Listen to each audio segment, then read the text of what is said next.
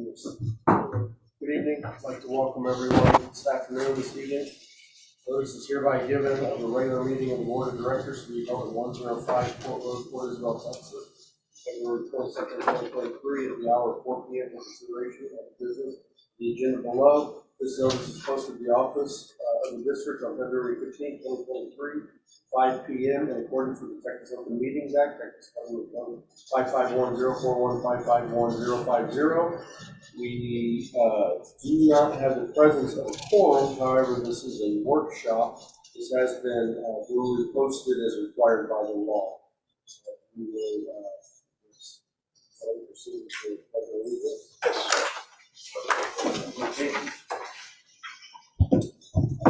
Pledge allegiance to the flag of the United States of America and to the republic for which it stands, one nation under God, indivisible, with liberty and justice for all.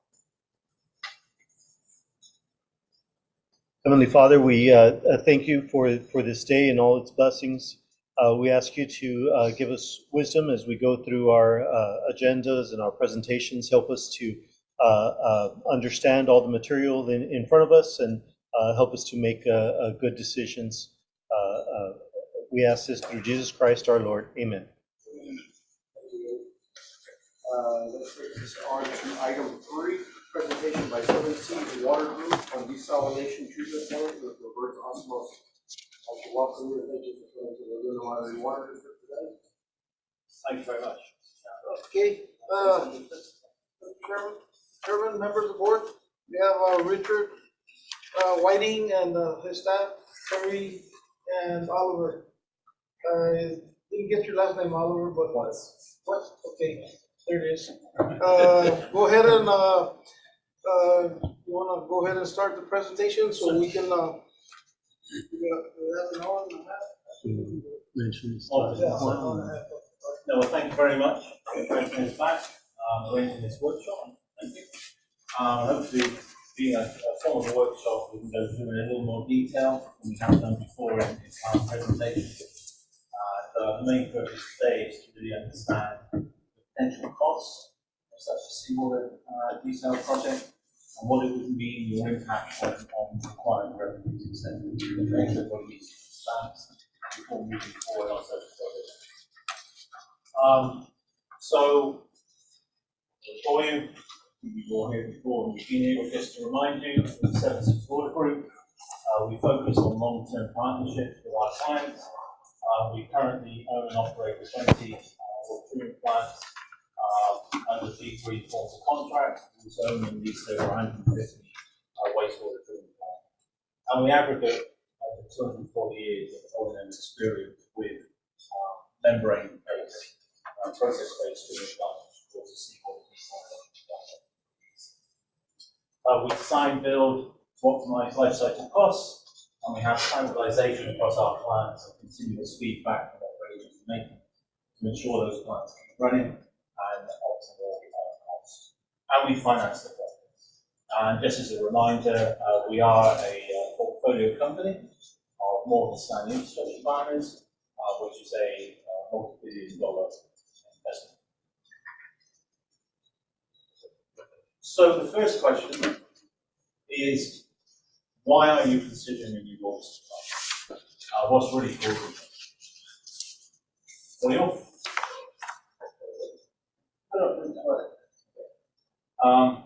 Your current water supply is via the Falcon Amistad Reservoir system over in the west of the state, and it's the main water source for the whole of the Rio Grande Valley, including irrigation. You can see the maps a little clearer on the screen behind you. So with the Amistad Reservoir, the US has access to just over 56% of its capacity. Right now, that stands around 46% full, that reservoir. The Balkan Reservoir, the US has access to 58%, and it's down to 13%. Right? So in total, there's only around 30% of the maximum available water that can be used at the moment. The light. Oh, the light? Yeah. Okay. Yeah. Okay. That's right, I can't show it there, but as you can see, those two reservoirs are over in the west of the state. And so it's not necessarily the weather conditions that you're hitting up to see themselves most players as well. And so if we look at this Falcon Reservoir, you can see the bottom line is for the current year. So the current reservoir levels are lower than the minimum over the last 30 years. Right now in that one particular reservoir. And in Amistad, again, we started off just slightly above the minimum for 30 years, but it's headed towards it and it's going down. So this isn't just an overnight thing. We've got significantly low historic records in these two reservoirs right now. And then if we look at the current heat map, if you like, of Texas, you can see that while you're in a particular stage 1 drought, where your reservoirs are over in the west, they're the next stage on already in terms of drought. That's what we need to consider yourself about. They're in the orange band, whereas you're in the lighter band. So you can certainly see the concerns here about water supply. Do you need to do something to guarantee that you're going to have water supply? So what are your options for a new water supply? Well, surface water simply isn't feasible. There's nothing right. You've got the river going off and looking to build a new reservoir somewhere and pump water hundreds of miles really isn't. Wastewater reuse. Last time I was here, I said we were waiting for the rules to come out. The Water Development Board brought out the rules last November in their RG 364 for direct potable reuse, which is what it would be in your location by a wastewater treatment plant. Quite onerous. It's a 30-page document. About 25 pages explain how to do a pilot plant for this. I would suggest that A, you really don't want to be the first ones to go through that process, and B, at the end of the day, wastewater flows are impacted by drought. It's certainly not a drought-proof supply. If we look at brackish water desalination, you can see over here, you can see in that map, so you're just on the coast, really the Gulf Coast aquifer is a little inland from you, and also looking at historic records, wells aren't that proficient, so you have to drill a lot of wells and pump the water quite a distance to make any impact. So again, expensive and a bit difficult to determine just where you do that, where you pump it. So we then move into seawater desalination.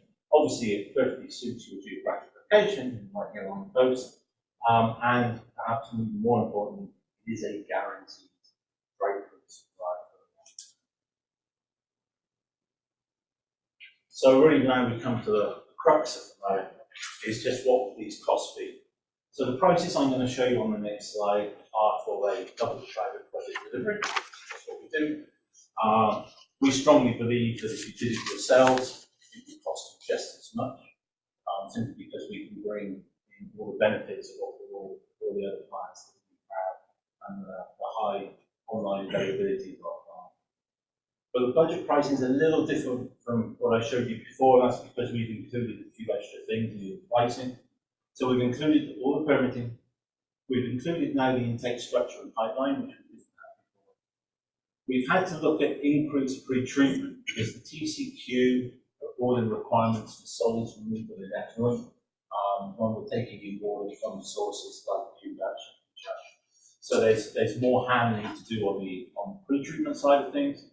The actual plant, of course, is included, and we've also had to look at enhanced post-treatment because they brought in recent revisions to the primary drinking water standards, lead and copper, and so that's a bit more on this after do as well. It does give more stabilisation of the water quality we have. We've included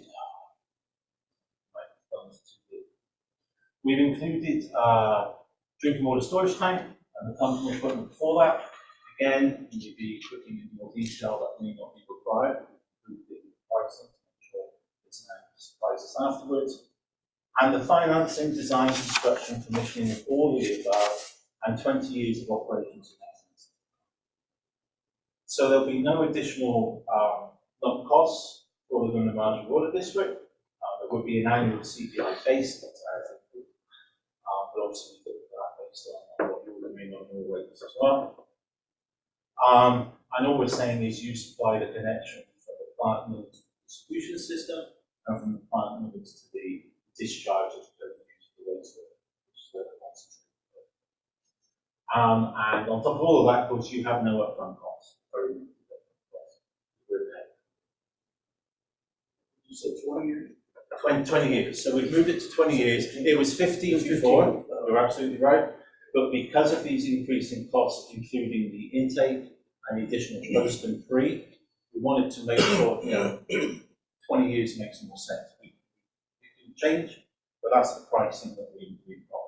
I just want to mention that one of the things that we did was exclude the bond that's already in place, 15.6 million. We were trying to utilize it for the intake structure, but in order not to touch that yet, we decided to go with their cost only. So that way we can find out the actual cost on everything away from the 15 tax bond that we have existing without touching it yet. I don't understand what you just said. The 2012 proposition B was a desalination plant, so 15.6 million. Okay, that one, we were trying to put it in place to see what the cost would be, trying to cut the cost on their proposal. So this time we included that, we put it on the side, it says does not touch that yet. I don't think that money can apply to it. Well, yeah, well, that's one of them, one of the reasons. Because And that money is for the construction of the plant, right, not for the use of the plant. well, and that's why we were doing it for the intake structure and pipeline construction of that. But we decided not to do anything with it. So it's only That's why we've now got that all included. So we were asked by staff to give pricing for 1 million gallons a day as a base, and then really the 2.5 or 3, and then double that. So if we look at that pricing, you can see that the 1 million gallons a day is very expensive because you've got all of this extra cost now into such a small volume. So it's really there as a reference point, really to indicate you don't want to consider just 1 million gallons.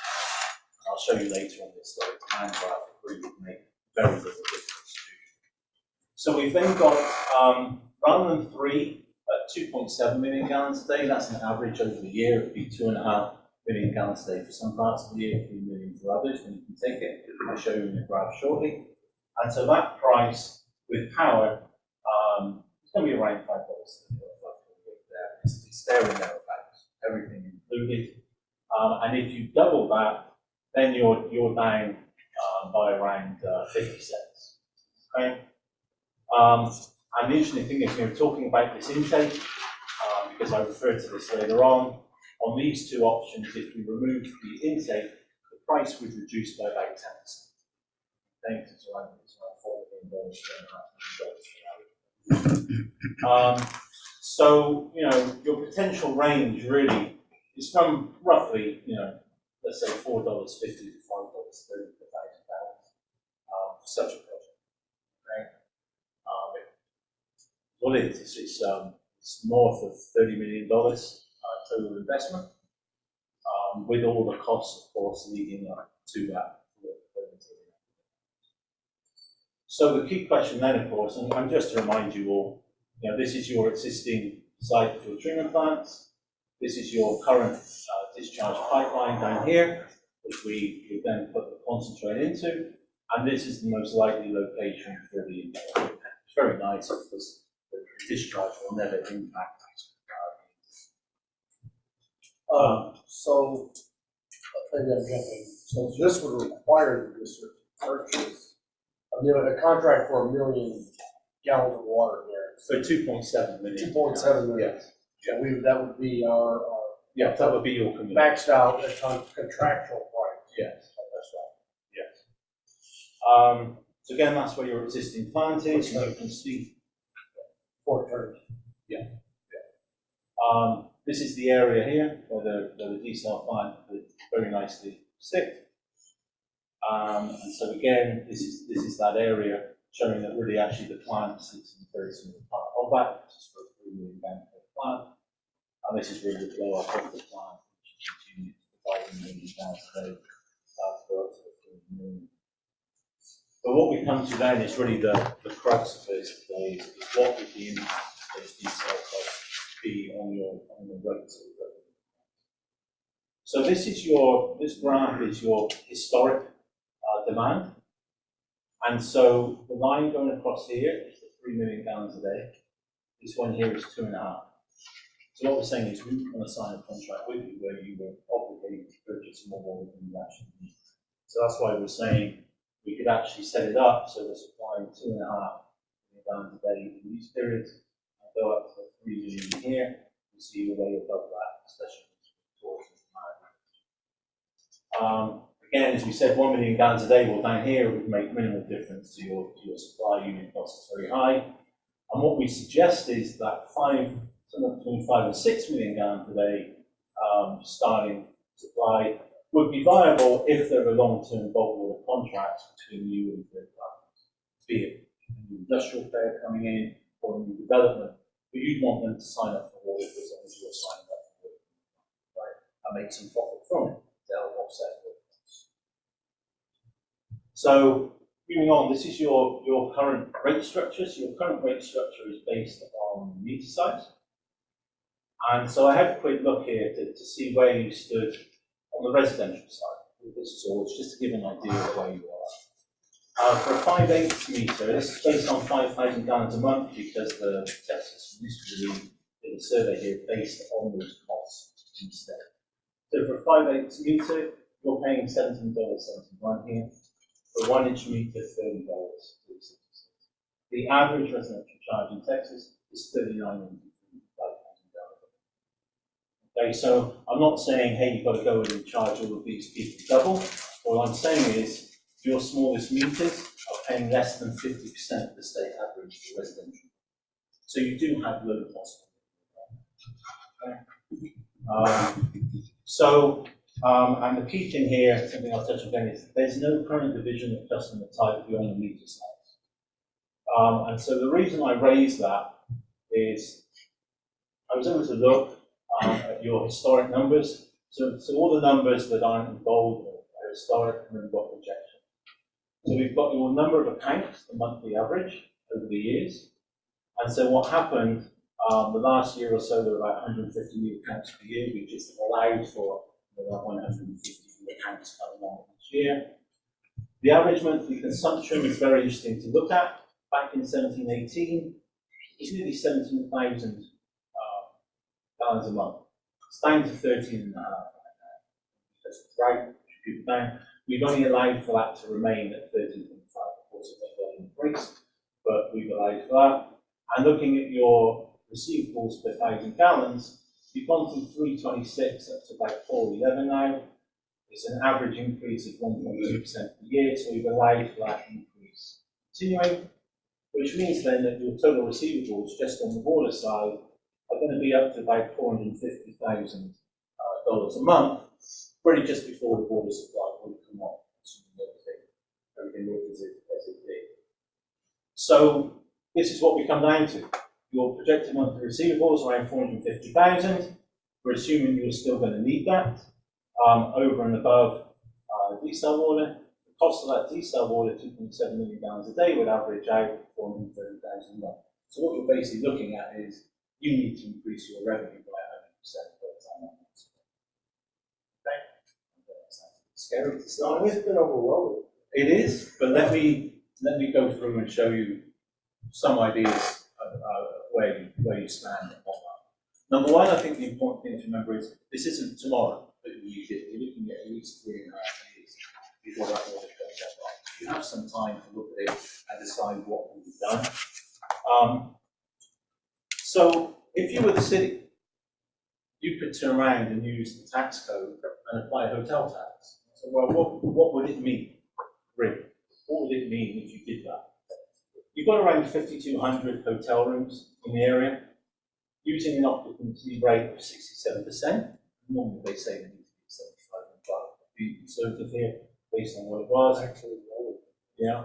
But you're looking at around 100,000, 105,000 rooms per month, which would mean $4.25 per night. Okay? So we happen to be staying in the courtyard, where the lowest cost room is 139 right now. That represents a 3% increase.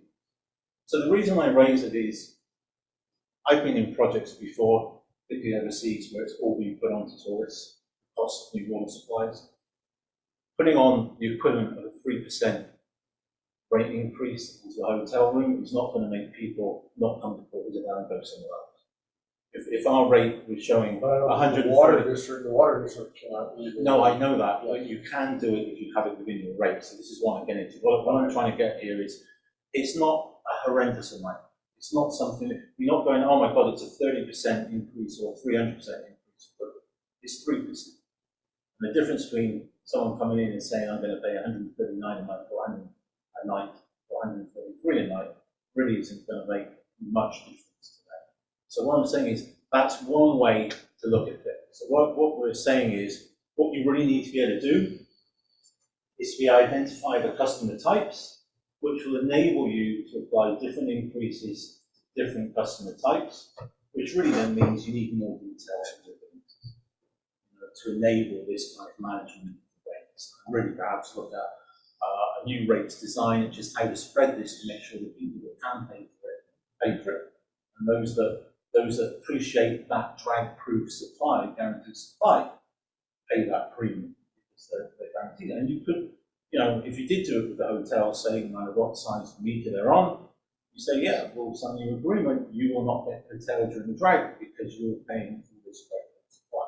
There are ways of managing. Another option, of course, is these long-term offtakes with third parties. Industry coming in, be new development. For every 1 million gallons a day, if you charge the 20% uplift on the price, you're taking the risk, it's flying straight for the border, you'd recover over $30,000 a month, which is about 7.5% of the cost of the diesel. So you suddenly sell 2 million gallons a day, you recover 15% of your costs anyway, that your customers don't have to take on, it's because these bulk water customers. So you start looking at this, and other things, okay.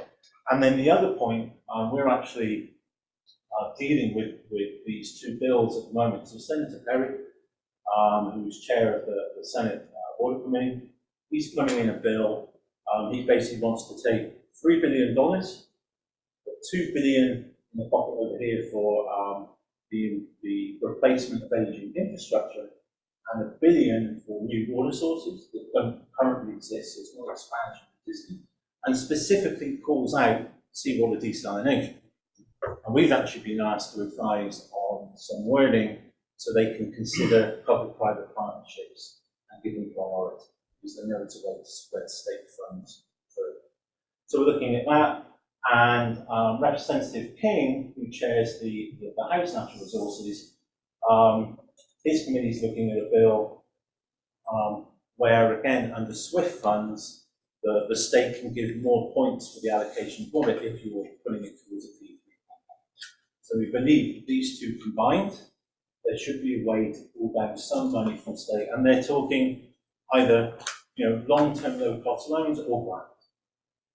And I would suggest going to them for $5 million for the intake. They quite happily consider that as a grant, and that's another way to reduce the costs.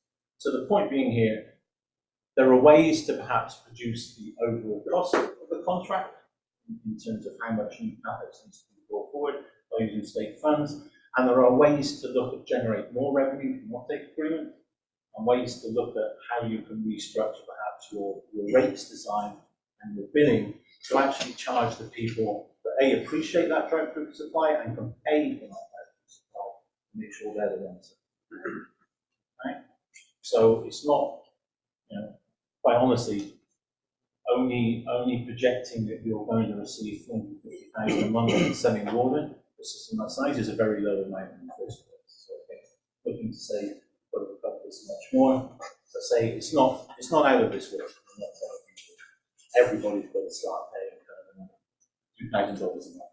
I'd like to add something to that. Mr. Chairman, I'd like to add something that, Yes, sir. next week, we're gonna be attending that workshop in, Austin. I've got, staff is going out there with me, see what is out there for us that they can help us with, especially grants. Yeah, That's what I'm is looking big, for. Yeah. So we'll be out there, Monday, Monday, Tuesday, and Wednesday, just to see what they can help us with. We have appointments, with a couple of, senators and, see what, we can get out. What are the guys up in Corpus doing? Are they getting some grants? They're actually looking at the same fund Senator Perry's trying to set up because they're planning to do an offshore everything, which is extremely expensive. Yeah. So they're looking to try and recover the money back from the state to bring down the cost. Everything else will really be, it's envisaged at the moment, the port will be privately funded, but it's to offset the big parts. And the port's the one we talked about before. Yeah, In Corpus. because the Okay. port is the one with the permit, and it's moving forward, and it's currently going through its permitting process for its intake. Okay. Okay, as I say, will be offshore, but they have their discharge. And again, this, workshop is, pertaining to seawater desalination and infrastructure that's existing, renewed. Hopefully, they have something for the pipeline across the bridge also.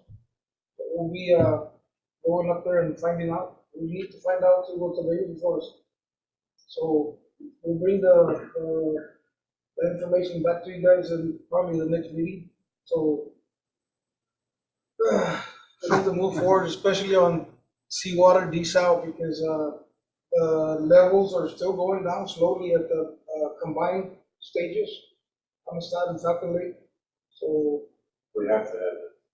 Mhm. How much of I that have to is, figure out how to pay for this. how much is controlled by how much they release upriver down to the Falcon and on stuff?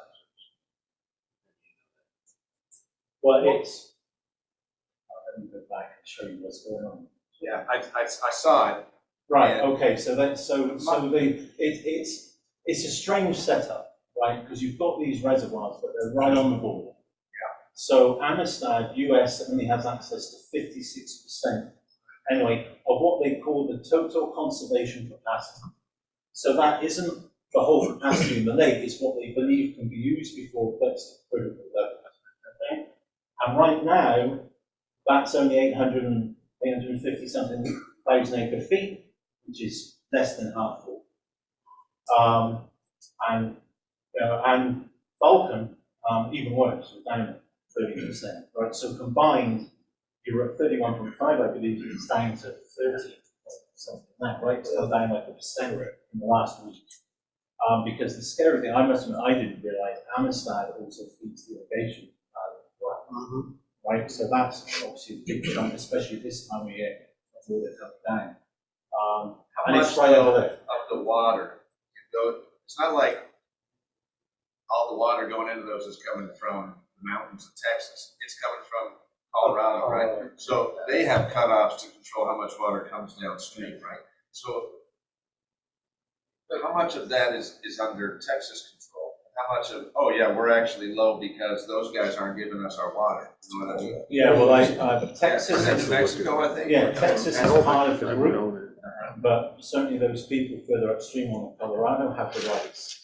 But, and we know everybody along the Colorado.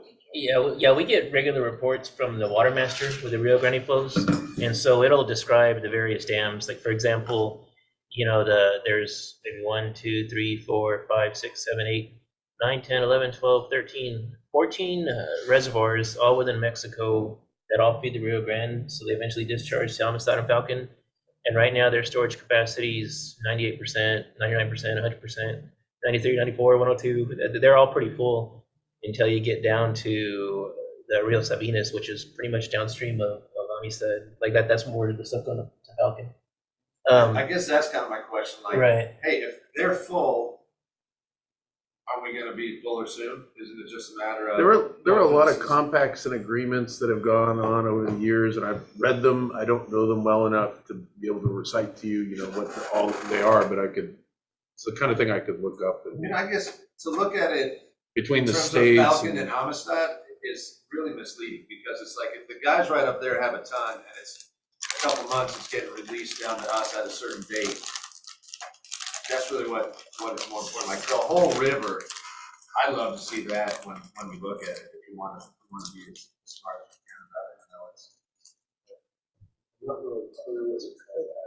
The majority Like, of- is the majority of Colorado those, hanging on to a bunch of water Yeah, I that mean, they're gonna it's- give us it's kinda someday? like, what we're looking at is, we got a glass this big, and we're looking at the top here being like, well, how full are we here, when we got all of this other water too? Like, comprehensively, the volume of the entire river system is what matters, because if, you know, let's say that they have a ton, and it has to get released, well, we're gonna have a ton sooner or later, because it's only got one way to go. I guess what I'm saying is, are we artificially low right now? Could we be higher if those guys were releasing more water? Now, are they holding on? Right, the majority of these, lakes are in Mexico, and they don't release water. They Yeah. owe us a lot of water to the US, they owe, but they don't wanna pay it back. There's, some kind of treaty that was made years back. So they owe us a lot of water, but they're keeping it for themselves. Unless it rains too much and they get flooded, then they release it. Otherwise, on the US side, it's the same structure that they go to the Falcon and Amistad lakes. Those are the main ones on this side, and there's like, 4, maybe 5, Charles, on those, lakes on this side. Well, yeah, I mean, I would, There's a lot more smaller ones. yeah, I mean, the Rio Conchos is the majority of our South water. Colorado and New Mexico, I thought that's where most of it. Nah, there's almost none that makes it here from New Mexico. It's the Go Rio to El Conchos. Paso, there's no water going through there, there's nothing. I've Yeah. been through there That water dries up before it reaches. 6 or 7 times, and every time I go through there, there's no water in the river. You cross it through a bridge, there's no water. Yeah, because the problem is that Colorado further north. Yeah. Is really the prime ag site in the States, and they're screaming for water, saying, don't send it down, we need it here. Yeah. What's happening on the Mexican side of the border is a lot of those dams are primarily for ag. Because we looked from my previous slide at a lot of them there, they're trying to say, can we start using groundwater instead? They can't afford to pay just use groundwater because they're putting their cost of their crops so low. So they want to keep all the black water around that, right? So it's very difficult. I know what you're saying in theory, but in fact it does. What's happening in those 2 reservoirs does directly impact how much water you're going to have available. I mean, I'm all in favor of the diesel, I don't get me wrong. I'm just kind of asking about those reservoirs. And if they're manipulated in a way to make it seem worse than it is. It's like it's the last stop, too. Yeah, that's the issue. 30 million, 35 million. For 2.7. Yeah, so that's a 3 million gallon per day plant, supply up to 3 million, so we supply 2.5, That plus, 3. right? So we're not, sorry, No, that's right. This is the dumbest guy I've ever done here today. So, we don't pay 3 MGD guarantee, we only pay 2.7 MGD guarantee, because there's a flux that you're accounting for. So that graph you showed. Yeah, absolutely. Being friendly with your rate, thank you. 30 to 33 in over 20 years, just how we gotta take that, right? Yeah. But we're also including all the operations. Yeah, so the permits, everything, turnkey. So Yeah, so do I still have an intake that's 5 MGD, so Yes. when we grow, I can grow with it? Yes. But that would be guaranteed cost of growth, obviously. Yeah. So, sorry, last question. If we didn't do the creative,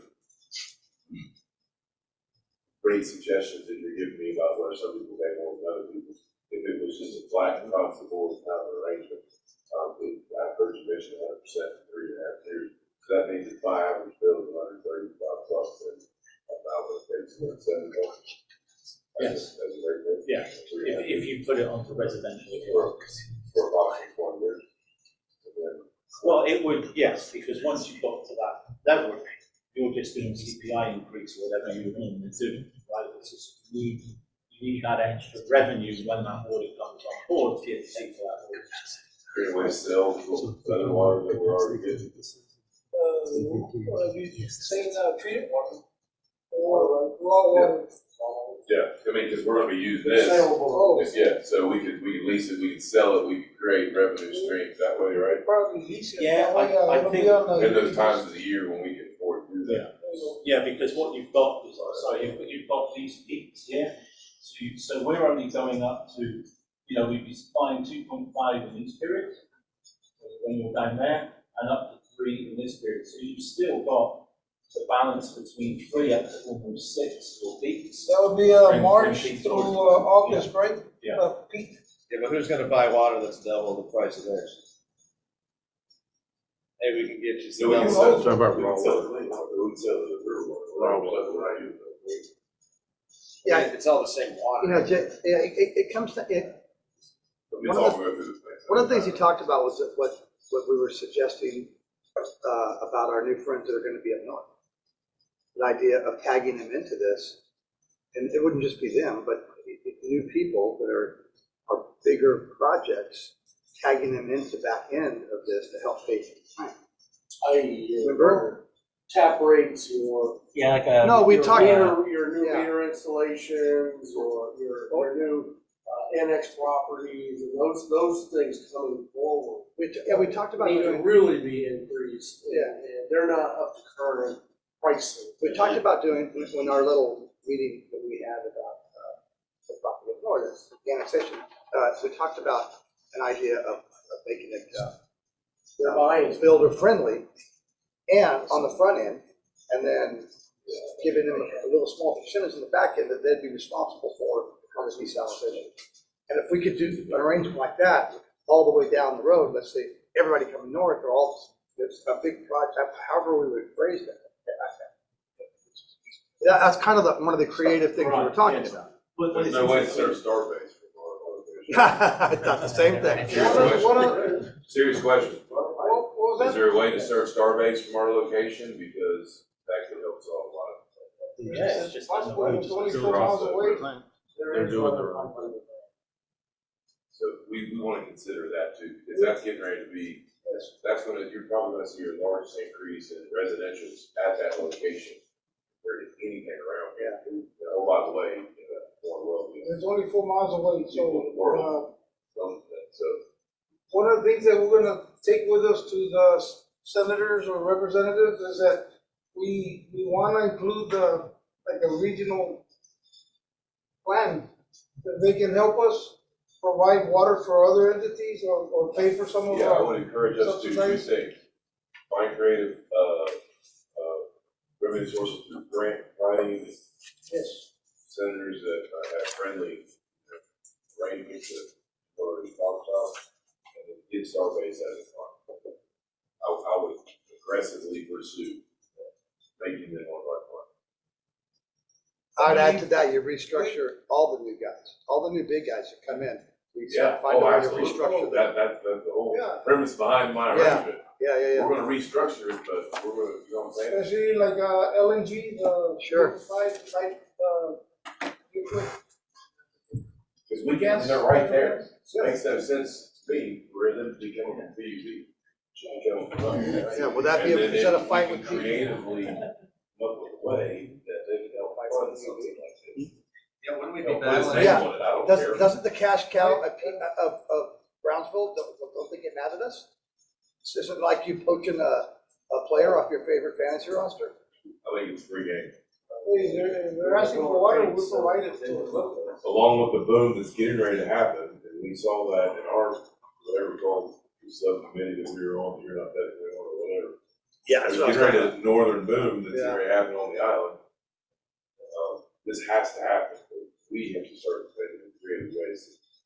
Well, she seems like, they seem like they were open to that, Oh, absolutely. the ones on the north, so. They said this was 3.5 years. I haven't spoken to Elon yet. Yeah, I mean, I would think, because we're relying.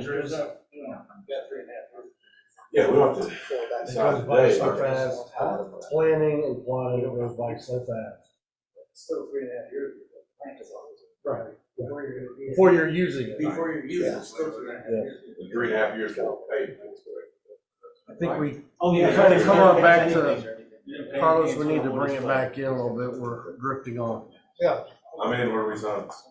Okay, so that's kind of some of the things obviously we can look at. And then I just wanted to go through this P3 public-private partnership.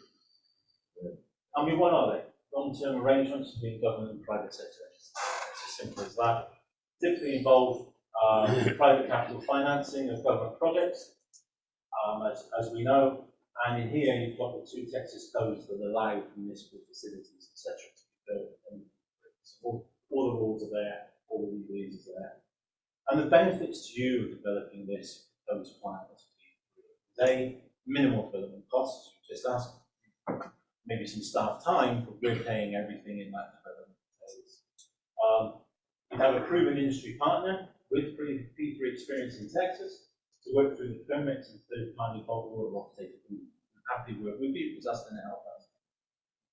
But our interests are all aligned. This is the thing. This is a true partnership. This is what we're looking to do. The design and construction delivery risk, of course, is transferred to us. Don't have any of that. Don't have to worry about it. And the subsequent operations and maintenance, again, will be executed by us. And it eliminates any disconnect between the design, construction, and subsequent operations. No one can be pointing fingers at each other because it's all on us. And down to us to supply that water. We only get paid if we're supplying you the contracted quality and quantity. Okay, that's it. And you have a guaranteed price of water, which allows you for accurate long-term budgeting. Okay. And you know, as I mentioned before, we actually signed the first P3 contract for a brackish desalination plant in Texas with the city of Alice. They chose the P3 project delivery because it was actually lower cost that we looked at during the traditional design to build. And we're just awaiting for TCQ to issue a discharge permit so we can start construction. So we've built up a very good relationship with both TCQ and the Water Development Board in that project. We know them all very well, so we're confident we can get on and do the permits, go after any of this state funding, etc., working with you, try and pull that in. I won't bore you with this, pretty much what I've said already. Again, the benefits we believe of doing P3 design build. And then I was going to run through a P3 case study. It's a kind of interesting study. So this is one we did in Curaçao. So Curaçao Refinery Utilities is actually a government entity.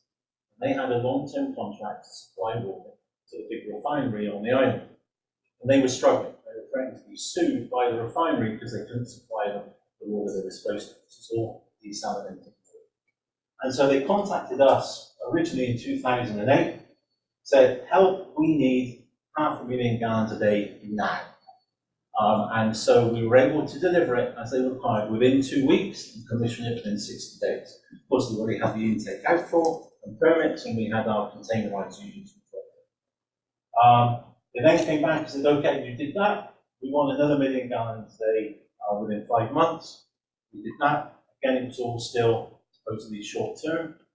And then they realized that you know, their current system, they blamed the pretreatment, so we sorted out the pretreatment system, their existing part. And as this went on, they couldn't understand how we were always supplying the water supply we were supposed to, and they were struggling like mad with their part. Okay? So they came back to us again in 2012, help, we need another 500,000 gallons a day in 60 days. We did it. They came back in 2013 asking for the same thing. And then, so by the time it got to 2014, they just threw up their hands in the air and said, you know what, take over our bit and just run it all for us because you can do it better than we can, right?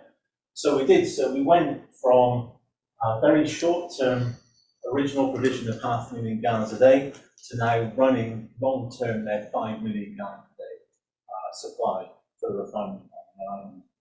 And I mentioned this to you before, but the key thing, and we're very proud of this, is our plants average over 97% online availability. It's really industrial plants, right? Sometimes they've got to be shut down because of the repairs and maintenance. We've optimized that system.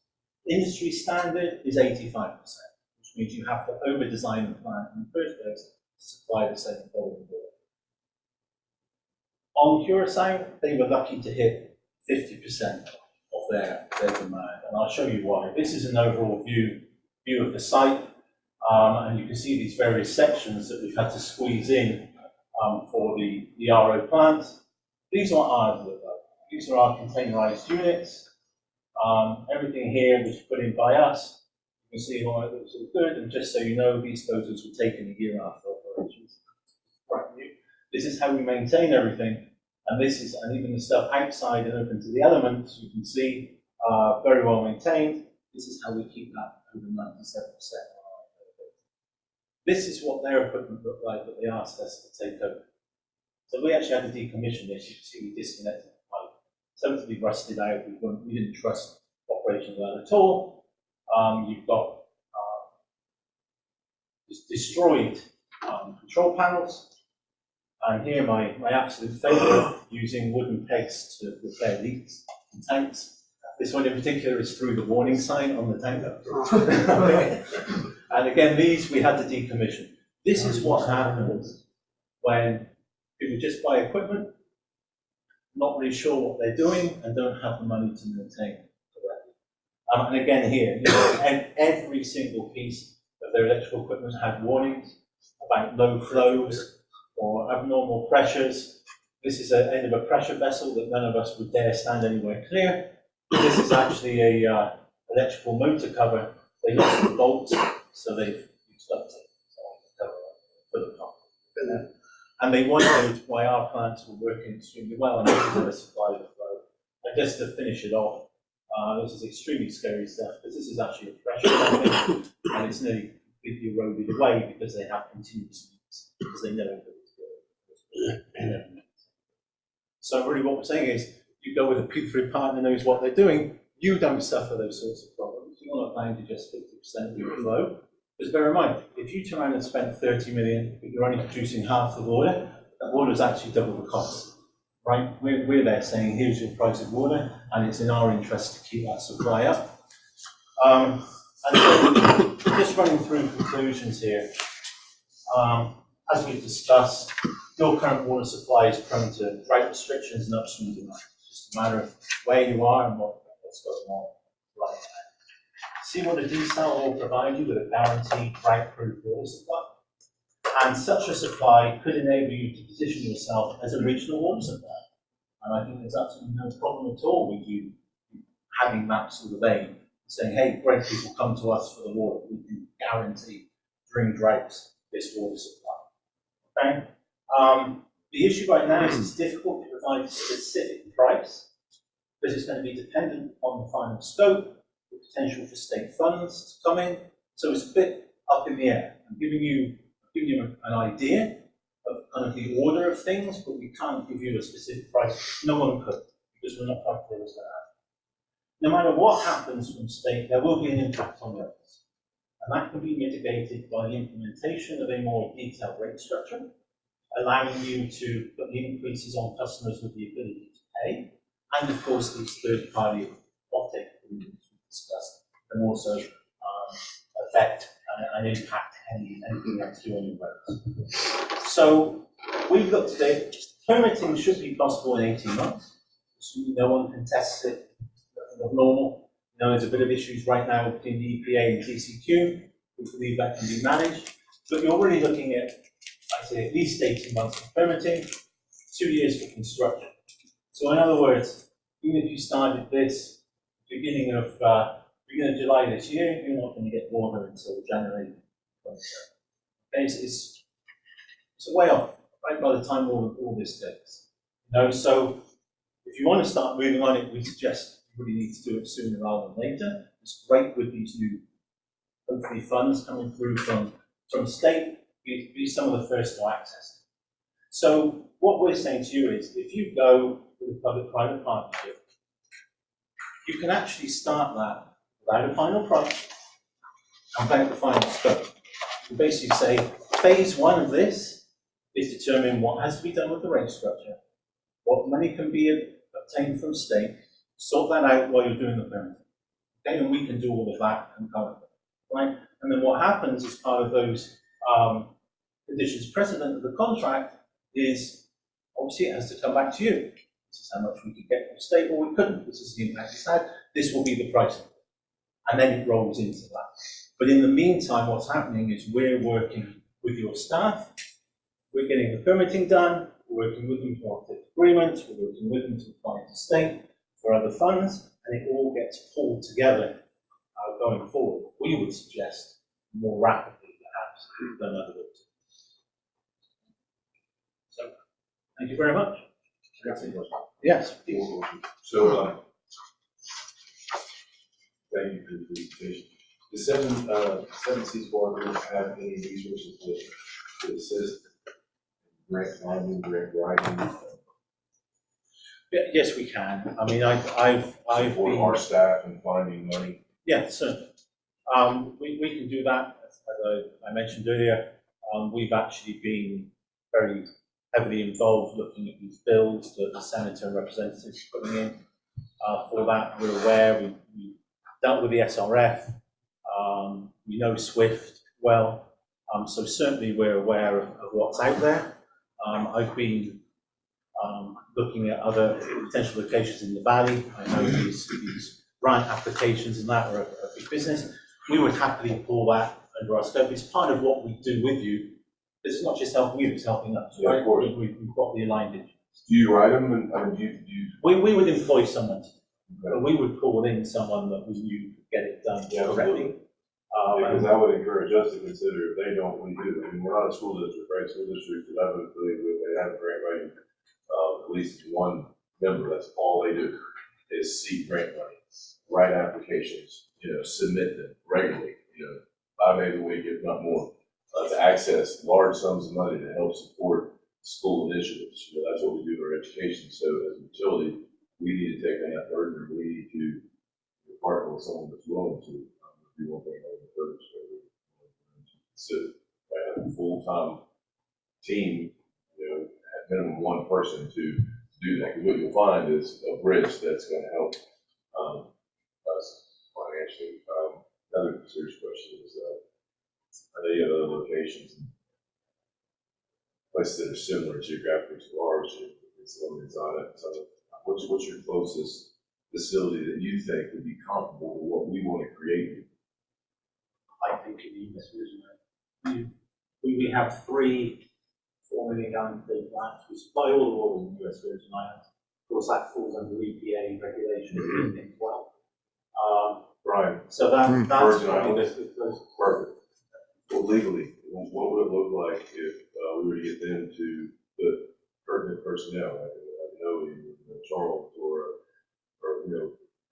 I mean, yeah, I could go, right? It'd be nice to get a person to hire, but I'd rather have someone that knows what the hell they're looking at, that represents our water district, to go and kind of see how this operates.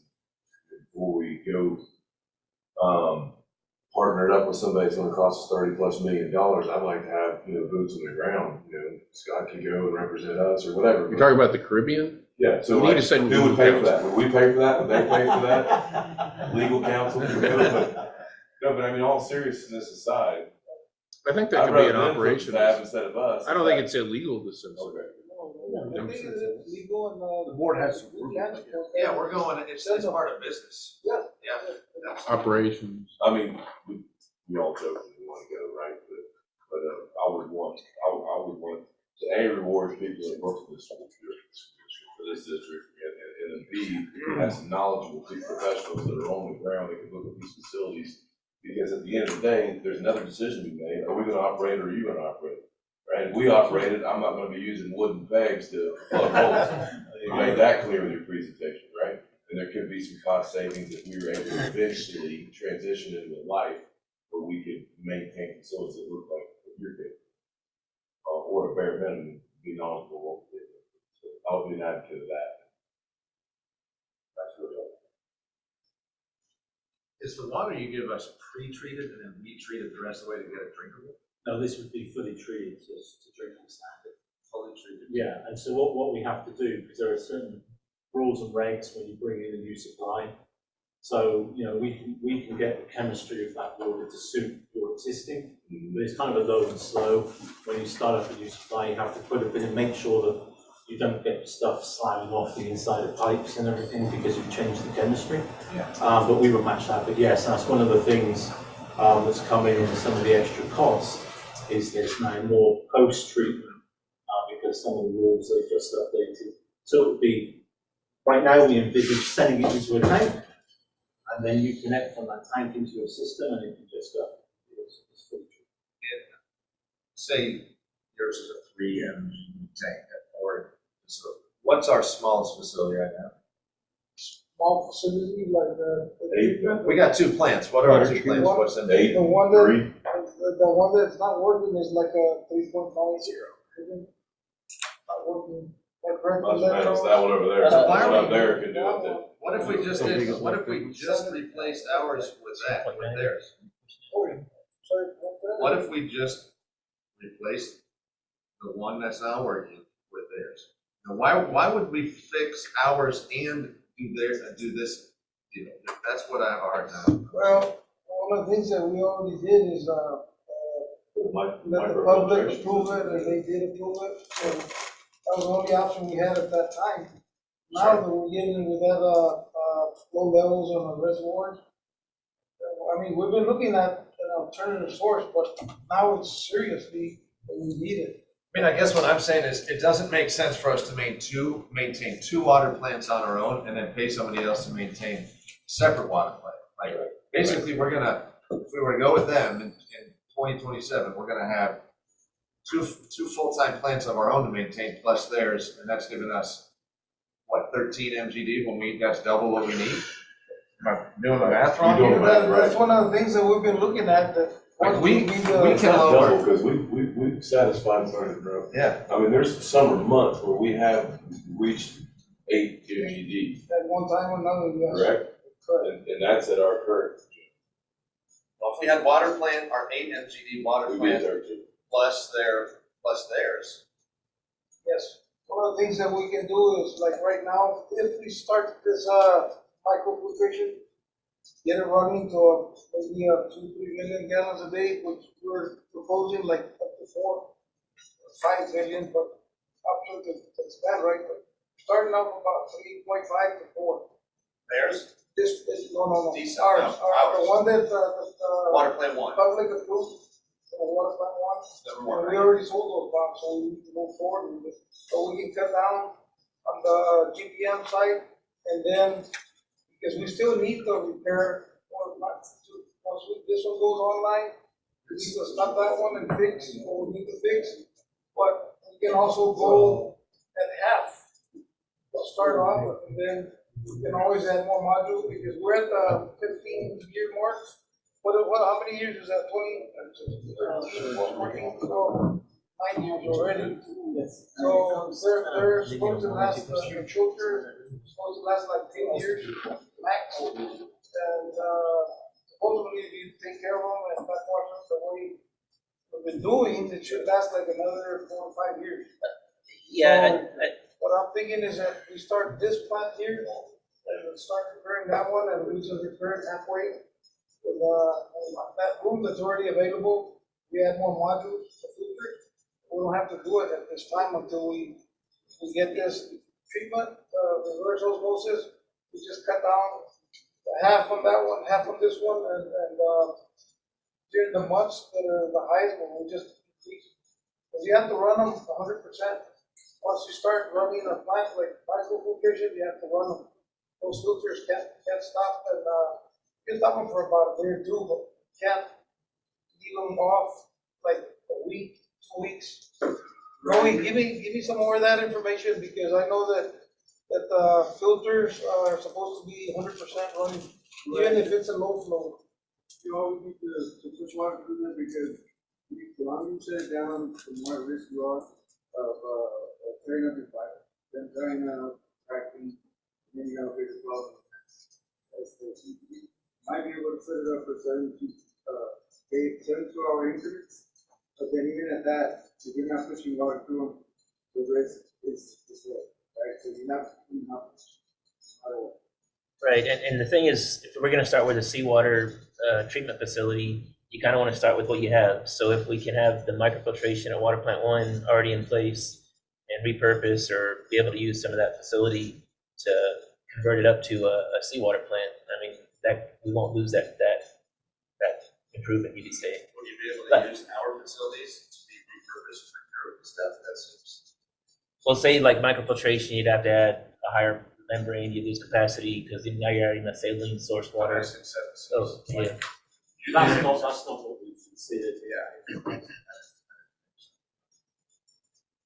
just seems like we're gonna have a lot of capacity and we're gonna add extra capacity. It doesn't make sense.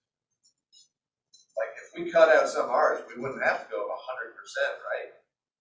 Right? If we cut down some of our costs. The only way it makes sense to do, have 2 water plants and a 3rd desal plant is if we're selling a big chunk of water to somebody else. Or base. Yeah. But that's a star shot until, that's a moon shot until it actually happens, right? So, Yeah, that's not and something I just would bet on. yeah, I mean, the Starbase volume that they're working with, they've already purchased the Massey's shipping range on the river, and they already have a water plant running where they're pulling off the river, and their volume is about 100,000 gallons per day. Which is how much? That doesn't read it. Very small, a drop in the bucket from what we're talking about. Sure, I mean, hey, that's great, I'm all for moonshots. 4 holes. That's what they called it when I ran for the board, so, it can happen, but it would be hard for us to justify having 3 water plants supplying 8 plus 4, so 12 plus 3 more, so 15 MGD, when the most we ever need in the summer is 8. When there's for a spring break, you know, Snoop Dogg comes down, like, that's a lot of extra capacity. Well, you have to consider that even though our water plant 2, we can do you shouldn't be operating at it. Right. You shouldn't be, driving a car that goes 100 miles an hour at any given point. So you have to take that into consideration. Makes sense. So what should we run it at then? Like, if what's our max capacity when water plant 1 is up? When water plant 1 is up, the idea is to split the difference. Now you have to take into consideration that that's an 8 MPD and this would be a 4 to 5 MPD. So you have to do that math, right? Whatever it is, it's 2.5, and then maybe 1.7, more or less, right? Just to make sure that you're running in a condition of maybe a quarter to 75%.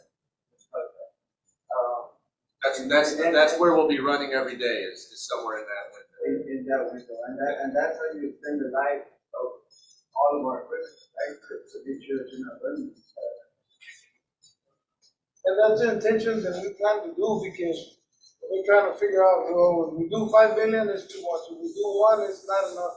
Yeah. So like around the I mean, 2.5, it's That's a 3. great idea, Carlos. Like, I'd love to have 3 cars and drive one a day and then another, but it's a lot more costly, right? Instead I just have 1 car and I drive it. So, we have to try and find this kind of happy medium. And we can do that, and we'll be cutting off electricity, chemicals, it'll cut everything down. Mostly the million gallons a day. And like Noe says, the lifespan of the membranes will last longer as we do lower rate, lower flows. But the actual point here is that river levels are going down.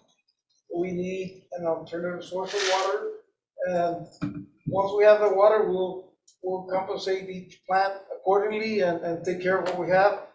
And again, you might have 3 cars, but again, one car or another is gonna fail you one day. They're not made forever, so Redundancy. that possibility of having the alternative source is gonna help us.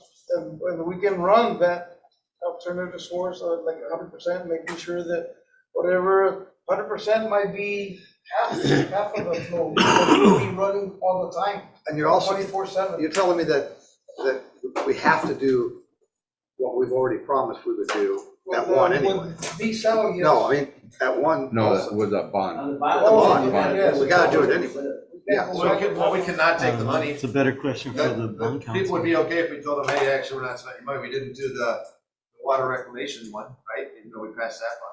My point is not, we shouldn't do desal. We did what we could on the reclamation, and we spent all the money. My overall point as we're doing the workshop and we're talking it through is, I'm all on board with desal. And I was the one who pushed it the hardest, I feel like. So 8 plus, go desal. We have, how many people live here? 3 water plants for 25,000, 30,000 people? Like, redundancy's cool.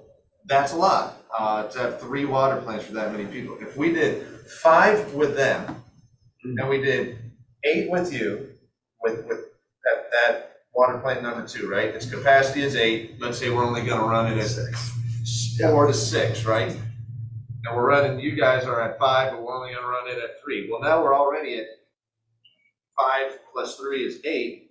That's gonna meet our peak demand. And if we have to make even more peak demand, well, we still have 5 more baked into the system that we could crank it up to, to do it. It just seems to me like we can accomplish what we need to with 2 plants, not 3. And if we're gonna do 2 right now, and we're bringing them on in 2.5 years, we have to mothball something, because the cost is outrageous to me to run 3 plants. That's it, just off the top. Spending all this money redoing Yeah, these 2 plants. yeah, like when is, You're already trapped in. when's number 1 supposed to be done? Hasn't been started. Oh, Well, yeah, we're looking at, 2027? well, I would say the general contractor, we're looking at bringing that construction contract, already have received bids from May 10th. We'd be recommending award for the general construction. Just It hasn't give me one been date, Charles. advertised. When do you think it'll be done? Year? 2 years, 2 years. 2027, 2026? 2025. that's how long this was gonna take if we do that route. 2 years, they're at 4 years. And I've never been on a project where we got done on time, so I'm gonna say 3 years. So we're looking at 3 years. We're looking at 3 years or 3.5 years. I'm telling you guys, we're gonna be building 2 water plants at the same time. We're gonna be building number 1, and we're gonna be doing water desal. One of the things we're gonna have to do at water plant number 2 is turn it off at one point or another, and we'd hate to do it right now because what's the alternative for that one? Nothing. So once we start getting this one, maybe 3 years, we have to repair that one. It's already gonna be 12, 13, like maybe 11, 12 years by then. That's been running 100% with all the modules. And we have water leaks that we need to repair, the whole piping that's at the water plant. We do not have to get all the modules that we have available now. We can start with that once we build this one. Not right now. We can't My do that. proposal would be this, that we build a water desal plant, we redo number 1, and we mothball number 2. There you go. Like, We can do that. like fully shut it down. We can do that. That's a 10-year plan, that one gets shut down. And it's available anytime we need to run it or expand somewhere. But We just purchase the modules, It the just seems filters, like too much. membranes, and install them and run it. Even if we do one train, one module, Couple things. it'll, We got 1 minute to do it, we're gonna get through it. First, Daisy, first and gold. 2, I think where you were headed, or at least where I thought you were headed, is there any money we save that we just pass in this bond that we don't have to spend in refabbing water treatment plant 1, knowing that if we hit the go button on this, they're gonna be ready and online shortly after that, thing's gonna be ready online anyway. I mean, I know there's certain sort of maintenance costs and all that that's associated with all of it, and I realize we would save by decommissioning 2 eventually at 10-year plan, but is there money to be saved for our clients if we don't move forward? Is that not a valid? Absolutely, yeah. There's different ways to go about it. Absolutely. Yeah, and that's one of them. So initial overhead capital costs that we could save there, get back to our, ratepayer, right? Because we didn't cash it all in. Poor contractor that thinks he's got the job and now he doesn't, Eddie, right? there's Eddie. Yeah, I'm here. What's your response on that one? What? I'm sorry. I know. I don't know. How would I? I don't know yet. We have bond counsel that specifically work on. Yeah, when I was going back to my. They would probably know that answer. Yeah, I think that would be a better question for bond counsel. Right, I don't know. Yeah, I mean, there's also the whole water reclamation alternative that's in our plan as well, so.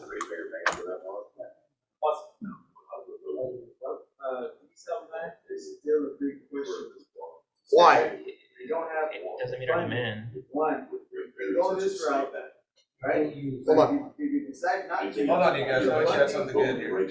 Well, yeah, let's wait. And here. Go ahead. In there. I'm just saying that water plant one is still a big question mark, because you don't know if it's gonna happen. You can go this route where it looks like very feasible, right? If you decide not to go this route, and you figure out how to fund it in another manner, you still only have $15.6 million.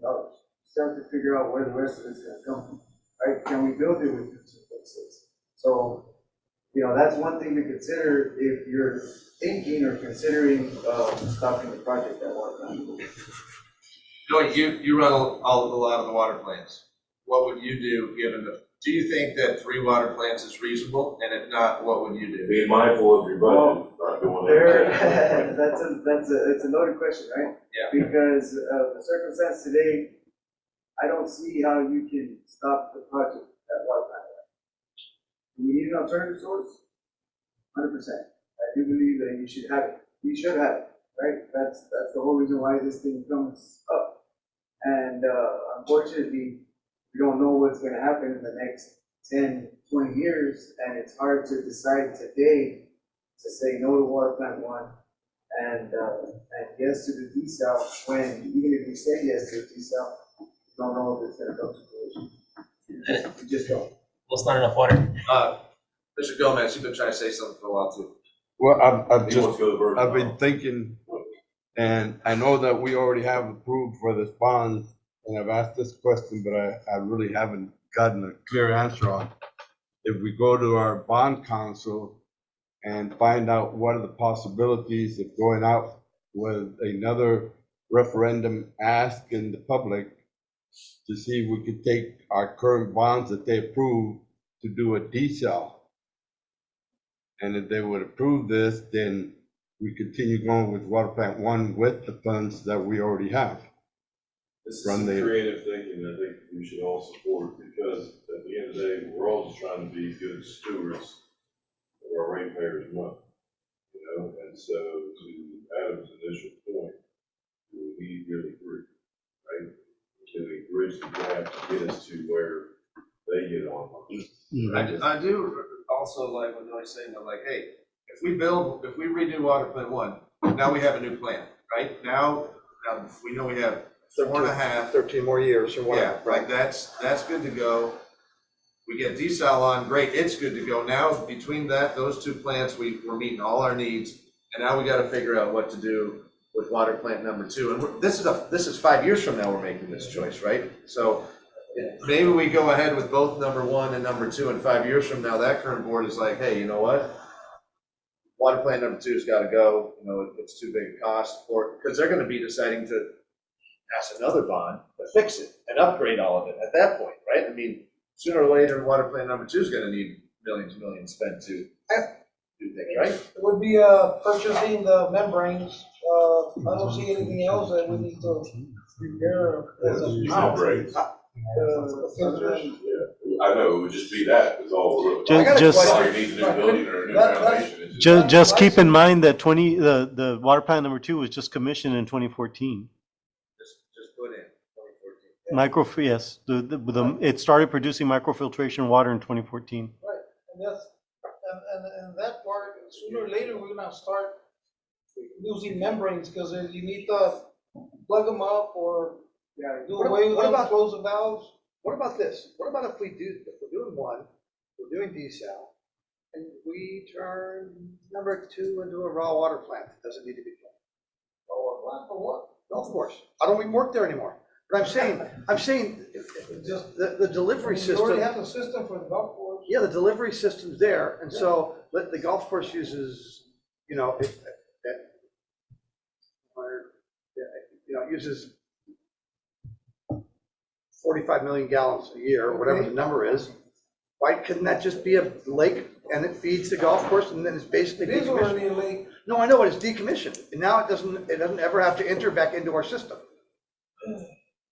That decommissioning for that reservoir would be impossible if we're gonna be pumping water for this reservoir. Right. Because it's part of our, We need to utilize that water to pump it for water plant one when we start using the microfiltration. So that's one of the usages that we have. Yeah, but it could all be filtered through number 1. Wouldn't have to ever be filtered through number 2. Oh, I understand what you're saying. Forget I said that, forget I said that. Come on in, it's a party, we Forget I gotta said go. that, you're right. Yeah, already there. It can't go back uphill, you're right. You can take a seat. Brian, what do we have to do to go into executive session? You need to have a exception to the Open Meetings Act. Does that include discussing employees? If it's a specific employee, but you need to notice it, so that employee has noticed that you're talking about that. I can't say I wanna go into executive session. Well, right. Isn't that I only say when I get into executive session? Right. You can't say, I want to talk about this person today in executive session. There's no Because- people I wanna talk about. Right. Yeah. And the reason for that is, the reason that you have to give them adequate notice that you're going to be discussing them is that they have a You right. don't even need to go down there, I got nobody I wanna Okay. talk about. Eddie, there's the things here, but, No, there has to be an exception to that. I mean, if it was me, and I have clean ground range around the water all over, what is the potential money we could save with stopping water treatment plant one? Right? What money could we save there? And what I'm talking about is whatever millions of dollars would be saved, what would that look like for our ratepayers, right? What potential maintenance costs am I going to incur with treatment plant two whenever we decommission it, or membranes, yada, yada, yada, because that's the other option we're talking about, like, let's just keep it all rolling, spend it all, it's all approved anyway, which is cool. And then if we need to save money later, we'll save it in maintenance costs or membrane costs, right? So what does that savings look like? Right? And that way we can make a decision. I think we're all in favor of what we're here to talk about, which is desalination, but the point remains, do we really need to create a world where we're pumping out 13 MGDs? Right now, we're in a world that at peak, like August and September, whatever, it's not even 8, right? That's what we're looking at. In my opinion, that's what we're looking at. And then if we discern that pumping the brakes on the water treatment plant one right now can save a little bit of money, then, oh, by the way, you have a great idea. Let's talk to our bonding commission and be like, hey, can we take this to a vote to reallocate this money that was already approved, but not approved for this, but we think with 15 that we approved in whatever, 1995 that we've never used, we could put in some hardware, and then we can maybe use that money that we approved the water treatment plant one and subsidize that 15 million. Well, shoot, with the grant, we're almost there. You know what I'm saying? And that's all just a couple thoughts from the guy who's getting hit in the head for a living. So I'm sure the smart people in the room get us there a lot sooner. One more thing, if you do end up with such a water plant, then a desal plant, right? First, seawater desal plant, Texas. Are you gonna get approached by anybody to sell water to? Fresno, SIWA, Spillane. Great point. And in that scenario, wouldn't we sell it before it gets to us, so we wouldn't even have to clean it, right? Well, let's say we do that, or we clean it and. And pump it back up to them? Yeah, Yes. because I was thinking that too, Noah, but in our sidebar conversation here, like, well, we just give it to Mercedes before he gets to us. We're the last person on the line. You're thinking that we might be able to upsell them if we clean it first and pump it back out. I mean, I hear you. I don't want to stop moving the train on the desal, but we need to quickly consider these Yes, financial. the potential effects on the potential current desal, ongoing what does that project with Water Plant One. Yeah, Yes. what does that look Is like? that something like somebody who does a rate study would be able to help us out with? I think we need to consult with our bond counsel. Well, first That- thing that's is the consult first with thing bond that counsel to see if we need to this see what money the can- possibilities are, yes. if we can be creative with the money that's already been voted on. That's step one. Step two, I think, would be to get somebody who does rate studies and then give them all the different scenarios we're talking about. What can we potentially save our ratepayer right now if we don't spend all of that Yeah. bond there, I mean, right? just like what Mr. Gomez said, like, can we do a referendum to change whatever that bond was? I get it, hey, we all are excited about this fiancé called Water Plant One that we're getting ready to be married to, but, you know, a prettier Circumstances girl can walks change. along before I go down the aisle, you know, There's no reason you can't take the ring back and give it to. I got three cars. Text your wife real Yeah, quick. I'm taking the ring back. Well, I mean, circumstance, This is Texas, man, that's how we talk in Texas. Big stories and big metaphors. when you got, yeah, and when you got engaged, the river wasn't dry. Exactly. Hey. Well, one of the things that I'd like to mention is that we've been brainstorming for over 2 years on all this that you guys bring up. We've been doing that already and, trying to save money for No, the, you guys do a great job saving money. I know. we're still trying to figure it out, you know, see what's the Well, best. I think the main thing is, this is 3.5 years out, and you got 3.5 years. I mean, I know he doesn't say we want that, but it's going soon. No, I wanna get it going now, but we got a contractor, we're ready to throw a bunch of money at to fix water treatment plant 1, and my whole thing is like, bump that brake for a minute, let's do a quick financial analysis and see, can the ratepayer save some money? Yeah, you just be putting yourself at risk with water plant 2 going down and losing service. These for guys could be everyone here in that's 6 taking- days. Hold on, even with that Drop a hole in benefit, that. we're not even gonna have one That's right. benefited for what, I heard earlier, it was what, 3 years? Yes. 2 to 3 years. So that hypothetical charge you just brought up, it ain't gonna solve any 2-3 year problems. That's right. Okay, so for And these equal guys will be flow- a half a year behind it, so. Yeah, but you gotta consider that we're gonna be producing a plant that's 5 MGD, so an apples to apples of a seawater would be looking at this at 5 MGD, which puts it at a $60-70 million project, not a $35 million project. 2.5 to 3 is what we're talking about. 3 Yeah, but plus we 7 don't- is 10, What's our demand in the summer? 8. 6.5 to 7. So we need to look at a 6.5 seawater to plant 7. if at 6.5 or 7 to really think about that seriously. We have 7 available too right now. do we not?